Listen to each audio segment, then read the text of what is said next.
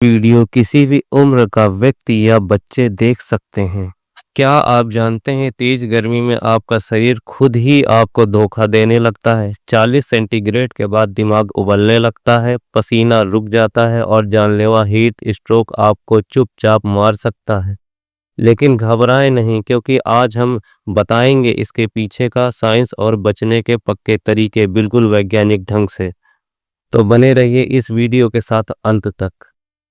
Thermo regulation system. हमारा शरीर एक होम्योस्टैटिक सिस्टम है जो तापमान को एक स्थिर सीमा में बनाए रखता है, आमतौर पर 36.5 सेंटीग्रेड से 37.5 सेंटीग्रेड तक। हमारा शरीर का तापमान कैसे नियंत्रित करता है। हाइपोथैलेमस या मस्तिष्क का वह हिस्सा है जो शरीर का तापमान नियंत्रित करता है। जैसे ही शरीर का तापमान बढ़ता है या पसीना निकालता है और ब्लड फ्लो को त्वचा की सतह की ओर बढ़ाता है। पसीना और वाष्पन। जब पसीना त्वचा पर वाष्पित होता है तो यह शरीर से ऊष्मा खींच लेता है। 1 ग्राम पसीना वाष्पित होने में लगभग 580 कैलोरी ऊर्जा लेता है। वेसोडाइलेशन। त्वचा की रक्त नलिकाएं फैल जाती हैं ताकि अधिक गर्मी निकल सके। लेकिन जब वातावरण में नमी अधिक हो, पसीना सूख नहीं पाता, पानी की कमी हो जाए या सूर्य की गर्मी अत्यधिक हो जाए तो शरीर यह ऊष्मा बाहर नहीं निकाल पाता और यही स्थिति हीट स्ट्रोक में बदल जाती है। हीट स्ट्रोक की मेडिकल स्थिति। यह वह अवस्था है जब शरीर का तापमान बहुत अधिक हो जाता है और थर्मो रेगुलेशन सिस्टम फेल हो जाता है।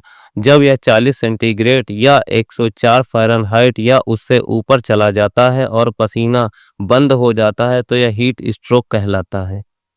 प्रोग्रेशन। क्रमिक स्थिति। हीट क्रैम्पस, मांसपेशियों में ऐंठन। हीट एग्जॉशन, थकावट, चक्कर। हीट स्ट्रोक, जानलेवा स्थिति। हीट स्ट्रोक शरीर को कैसे नुकसान पहुंचाता है। Protein denaturation. शरीर का तापमान जब 42 सेंटीग्रेड से ऊपर पहुंचता है तब सेल प्रोटीन जैसे एंजाइम का आकार और कार्य बदलने लगता है। इससे सेलुलर कार्य बंद हो जाते हैं और अंगों की विफलता शुरू हो जाती है। Argon failure. किडनी डिहाइड्रेशन से रक्त प्रवाह कम हो जाता है और एक्यूट किडनी इंजरी हो सकती है। ब्रेन। न्यूरॉन्स गर्मी के प्रति बहुत संवेदनशील होते हैं। इससे दौरे, भ्रम, बेहोशी और यहाँ तक कि कोमा हो सकता है। लिवर और हार्ट। हीट स्ट्रोक से लिवर एंजाइम का स्तर बढ़ता है और दिल पर बोझ बढ़ता है। हीट स्ट्रोक के लक्षणों को वैज्ञानिक तरीके से पहचानें। कौन है ज़्यादा जोखिम में। बुजुर्ग और बच्चे। बुजुर्गों की त्वचा में पसीना कम निकलता है और संवेदनशीलता घट जाती है। बच्चों की त्वचा पतली होती है और शरीर का अनुपात सरफेस एरिया वॉल्यूम अधिक होता है, जिससे वे जल्दी गर्म होते हैं। मोटे लोग। वसा ऊतक इंसुलेटर का काम करता है, जिससे गर्मी बाहर नहीं निकलती। दवाइयों का असर। अब इसके बचाव के कुछ तरीके। वैज्ञानिक दृष्टिकोण से बचाव।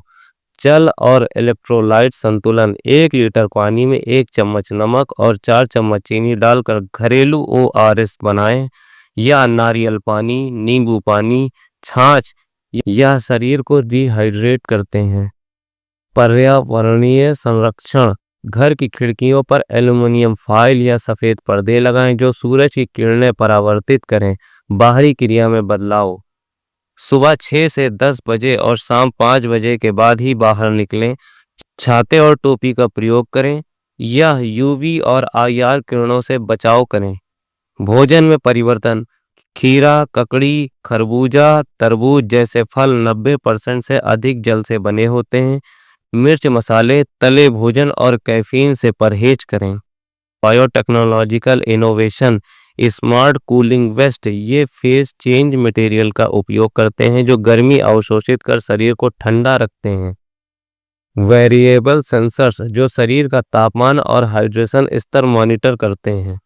हीट स्ट्रोक के समय प्राथमिक उपचार। रैपिड कूलिंग, तेजी से ठंडा करना। आइस पीक को गर्दन, बगल और जांघों पर रखें, ये हाई ब्लड फ्लो एरिया है। कूल मिस्ट प्लस फैन का प्रयोग करें, यह इवेपोरेशन कूलिंग में मदद करता है। हाइड्रेशन थेरेपी, पीने योग्य पानी दें यदि व्यक्ति होश में हो। बेहोशी की स्थिति में व्यक्ति को अस्पताल पहुंचाएं।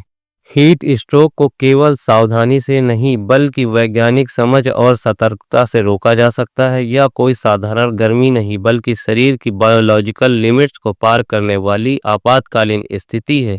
Thermal response, cellular function, hydration और मस्तिष्क की क्रियाशीलता सभी इस प्रक्रिया में प्रभावित होते हैं। इस वीडियो में हमने जाना कि हीट स्ट्रोक और गर्मी से कैसे बचें। अब आपके लिए एक सवाल, अगर आपको हीट स्ट्रोक हो जाए तो आप कैसे पहचानेंगे कि आपको हीट स्ट्रोक हुआ है? अपना जवाब कमेंट में दीजिए, सही जवाब को मैं पिन कर दूंगा। वीडियो देखने के लिए धन्यवाद। वीडियो पसंद आई हो तो लाइक, शेयर, सब्सक्राइब करना ना भूलें और दबाना ना भूलें क्या बेल आइकन।